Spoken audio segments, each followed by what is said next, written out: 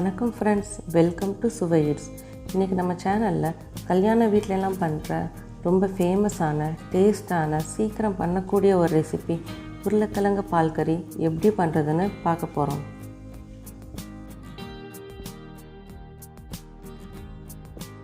மசாலா அரைக்கிறதுக்கு சோம்பு 1 table spoon, ஜீரகம் 1 டேபிள் ஸ்பூன், கசகசா 1 டேபிள் ஸ்பூன், முந்திரி பருப்பு 5, பச்சை மிளகாய் 2, பட்டை 1, கிராம்பு 3, அரை மூடி தேங்காய் சின்னதாக நறுக்கி எடுத்து வச்சுருக்கேங்க. இதை நல்லா பேஸ்ட் மாதிரி அரைச்சி தனியாக வச்சிடலாங்க. இப்போ ஒரு பேன் எடுத்துருக்கேன். அதில் 2 டேபிள் ஸ்பூன் எண்ணெய் சேர்த்துடலாம். எண்ணெய் சூடானதும் அதில் சோம்பு அரை டேபிள் ஸ்பூன், பட்டை 1, கிராம்பு 3, ஒரு கொத்து கருவேப்பிலை, இது கூட ஒரு பச்சை மிளகாய் 2ஆக கீறி சேர்த்துருக்கேன். இதை வதக்கி விட்டுக்கலாங்க. பச்சை மிளகாய் உங்கள் காரத்துக்கு தகுந்த மாதிரி நீங்கள் சேர்த்துக்கோங்க. ஒரு பெரிய வெங்காயம் பொடியாக நறுக்கி சேர்த்துக்கிறேன்.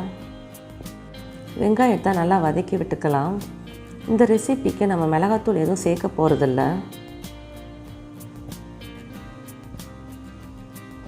இஞ்சி பூண்டு விழுது அரை டேபிள் ஸ்பூன் சேர்த்துக்கலாங்க. இது கூட தக்காளி 1 பொடியாக நறுக்கி சேர்த்துருக்கேன். தக்காளி இந்த ரெசிபிக்கு கம்மியாகவே சேர்த்துக்கலாம். உப்பு தேவையான அளவு சேர்த்துக்கோங்க. இது நல்லா வதக்கி விட்டுக்கலாங்க. 1 கப் அளவு காஞ்ச பட்டாணியை 3லேருந்து 4 மணி நேரம் ஊற வச்சு வேக வச்சு எடுத்துருக்கேங்க. இப்போ பட்டாணியை சேர்த்துடலாம். பச்சை பட்டாணி இருந்தால் அதை சேர்த்துக்கோங்க. 3 உருளைக்கிழங்கை வேக வச்சு தோலை உரித்து சின்ன சின்னதாக கட் பண்ணி எடுத்துருக்கேங்க. இப்போ உருளைக்கிழங்கை சேர்த்துடலாம். உருளைக்கிழங்கை ரொம்ப மசிக்க வேண்டாங்க, 1-2 கட் பண்ணால் போதும். இப்போ இதை நல்லா கலந்து விட்டுக்கலாம். ஏற்கனவே ரெண்டுமே வேக வச்சது தாங்க, அதனால் இதை 3லேருந்து 4 நிமிஷத்துக்கு லோ ஃப்ளேமில் வச்சிடலாம். இப்போ 4 நிமிஷம் ஆகிருச்சு. இப்போ இது கூட நம்ம அரைச்சி வச்ச மசாலாவை சேர்த்துடலாங்க. தண்ணி தேவையான அளவு சேர்த்துக்கோங்க. இந்த கிரேவிக்கு தண்ணி கம்மியாக இருந்தால் தாங்க நல்லாயிருக்கும், கொஞ்சம் திக்காகவே இருக்கணும்.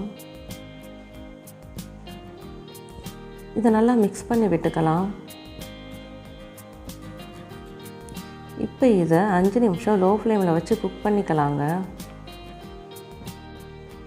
5 நிமிஷம் ஆகிருச்சுங்க. இப்போ ஓப்பன் பண்ணி பார்த்துடலாம். கிரேவி நல்லா கொதித்து வந்துடுச்சு. மசாலாவோட பச்சை வாசனையெல்லாம் போயிடுச்சுங்க. இப்போ இதை நம்ம கலந்து விட்டுக்கலாம். இப்போ இதில் கொத்தமல்லி கொஞ்சம் சேர்த்துடலாம். இதை மிக்ஸ் பண்ணிவிட்டு ஸ்டவ் ஆஃப் பண்ணிடுங்க.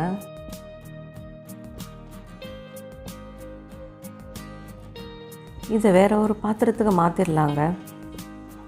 அவ்வளோதாங்க, பால் கறி சூப்பராக ரெடி ஆகிருச்சு. இது சாம்பார் சாதம், தயிர் சாதம், பூரி, சப்பாத்தி எல்லாத்துக்குமே சூப்பரான சைட் டிஷ்ஷாக இருக்கும்.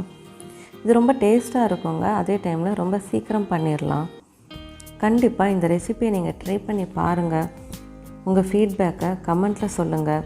நன்றி.